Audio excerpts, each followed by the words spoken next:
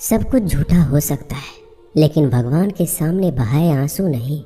प्रेम का मतलब सिर्फ प्रेम नहीं होता, प्रेम का मतलब सम्मान और विश्वास होता है। वह सम्मान और विश्वास जो प्रेम से परे है। जब आप प्रभु के साथ जुड़ जाओगे तो आपकी परीक्षा आरंभ हो जाएगी। कुछ लोग इसे दुख समझते हैं तो कुछ लोग प्रभु की कृपा। छल, कपट, पाप का फल इसी धरती पर भोगना पड़ता है। याद रखना, समय किसी को क्षमा नहीं करता। सफलता का मतलब यह नहीं कि आपको किसी दूसरे से बेहतर बनना है, बल्कि सफलता का मतलब है जो आप अभी हैं उससे बेहतर बनना। वो कठिन परीक्षा लेता है मगर सहन करने की शक्ति भी देता है। आपकी ज़िंदगी में कुछ नहीं बदलेगा जब आप खुद को नहीं बदलेंगे। मुंह पर सच बोल देने और गुस्सा कर लेने वाले लोग उन लोगों से करोड़ों गुना बेहतर हैं जो आपके सामने कुछ और है और पीठ पीछे कुछ और है। किसी का दर्द समझने के लिए इंसान के अंदर का इंसान होना ज़रूरी है। कौवा कोयल की आवाज़ को दबा सकता है मगर खुद की आवाज़ मधुर नहीं बना सकता।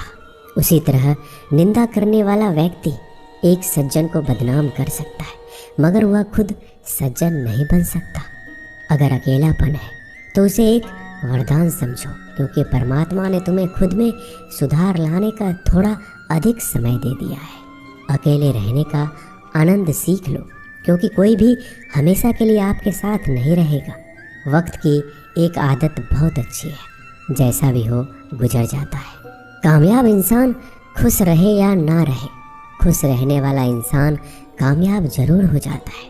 किसी का साथ होना ही सबसे ज़्यादा कीमती हो जाए, वह रिश्ता ज़िंदगी का सबसे बड़ा हासिल होता है। जब सुखी हो तो भगवान को मत भूलना, और जब दुखी हो तो भगवान पर विश्वास रखना।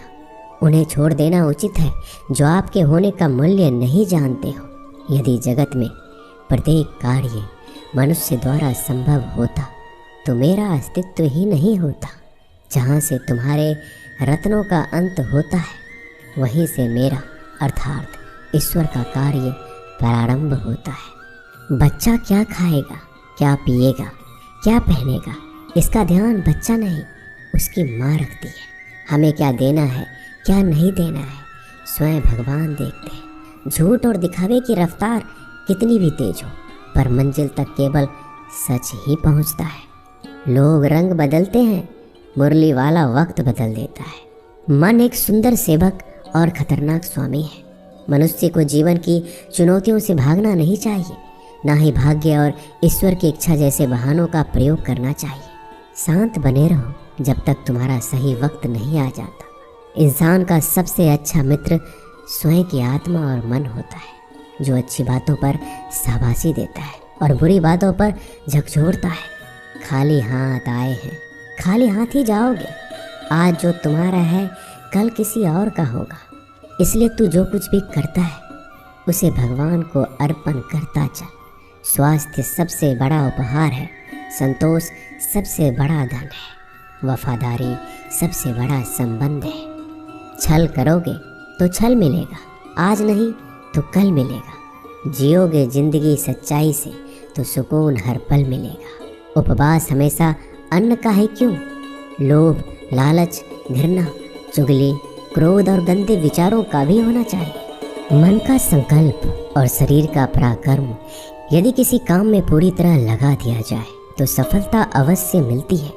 भाग्य के दरवाजे पर सर पीटने से बेहतर है कर्मों का तूफान पैदा करें, दरवाजे अपने आप खुल जाएंगे।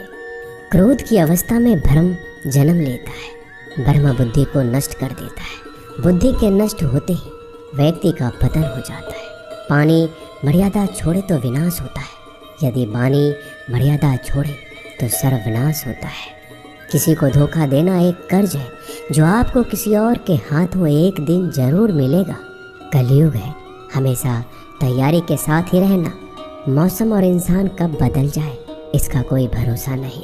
भगवान कहते हैं, तुम मेरी ओर देखोगे मैं भी तुम्हारी ओर देखूंगा। तुम जिस भाव से मुझे याद करोगे उसी भाव से मैं तुम्हारे पास आऊँगा। बदला लेने के लिए मत सोचो, आराम से बैठो। जिन लोगों ने आपके साथ बुरा किया है अंत में उनके साथ भी बुरा ही होगा। इस दुनिया में जुनून जैसा कोई आँख नहीं है, मूर्खता जैसा कोई जाल नहीं है, नफरत जैसा कोई दरिंदा नहीं है और लालच जैसी कोई धार नहीं है। प्रसन्नता का कोई मार्ग नहीं है, बल्कि प्रसन्नता ही एक मार्ग है। अगर आप सही दिशा में हैं तो चिंता मत कीजिए, बल्कि उस दिशा में चलते रहिए। ऐसा करने से अवश्य ही आप अपने लक्ष्य को प्राप्त कर लेंगे। इस पूरी दुनिया में सबसे ज़्यादा कीमती है समय, इसलिए बर्बाद ना करें, नहीं तो अंत में आपको पछतावे के अलावा कुछ नहीं मिलेगा। जिंदगी में अपनी तुलना किसी से मत करो। जैसे चांद और सूरज की तुलना नहीं की जा सकती, क्योंकि दोनों ही अपने वक्त पर चमकते हैं। यदि किसी काम को करने में डर लगे तो याद रखना, ये डर संकेत है कि आपका काम वाकई में बहादुरी से भरा है। ख्वाब जिनके ऊंचे और मस्त होते हैं, इम्तिहान भी उनके ज़बरदस्त होते हैं, हौसले भी उनके कई बार पस्त होते हैं, लेकिन जुनून में वह मदमस्त होते हैं। पहाड़ की ऊंचाई आपको कभी आगे बढ़ने से नहीं रोकती, बल्कि आपके जूते में पड़े कंकर आपको आगे बढ़ने से रोकते हैं। निकाल फेंको उस कंकर को, सिर्फ मरी हुई मछली को पानी का बहाव जलाती है। जिस मछली में जान होती है वो मछली अपना रास्ता खुद बनाती है। अपने हौसले को ये मत बताओ कि तुम्हारी परेशानी कितनी बड़ी है, अपनी परेशानी को बताओ कि तुम्हारे हौसले कितने बड़े हैं। सफल वो नहीं जो अपने दुश्मनों पर विजय प्राप्त करता है, बल्कि सफल तो वो है जो अपनी इच्छाओं पर भी विजय प्राप्त करता है।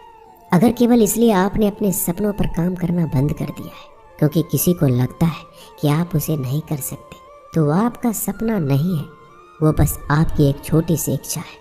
जो लोग आपको नज़दीक से नहीं जानते, उनकी बातों को दिल पर मत लो, आगे बढ़ो और कुछ करके दिखाओ। ज़िंदगी में अच्छे लोगों की तलाश मत करो, बल्कि खुद अच्छे बन जाओ। आपसे मिलकर शायद किसी की तलाश पूरी हो जाए।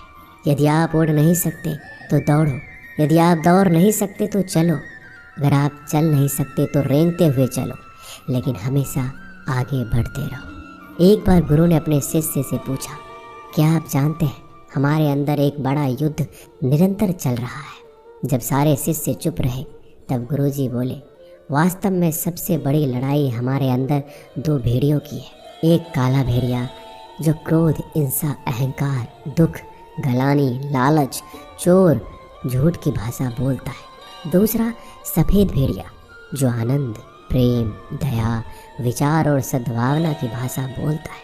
इसी लड़ाई के शोर में हम पहले से मौजूद मन की शांति भूलकर उसे कहीं और ढूंढने की कोशिश करते हैं। गुरु ने कहा, हमें इस लड़ाई के शोर से कोई नहीं बचा सकता। ये लड़ाई मेरे अंदर ही चलती है और यह आपके अंदर भी है। शिष्यों ने गुरु की बात ध्यान से सुनी और पूछा, गुरुजी, तो इस लड़ाई में जीत किसकी होगी? गुरुजी ने कहा, वही भेड़िया जीतेगा जिसे तुम खाना दोगे। खाना देने का मतलब है हमारे पास शक्ति है ध्यान देने की। हम जिस भेड़ियों की बातों पर ध्यान देंगे वो बड़ा ताकतवर होता जाएगा।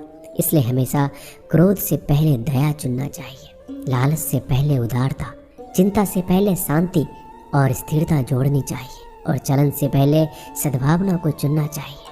ऐसा करते करते हमारा मन अपने आप आनंदित रहने लगता है।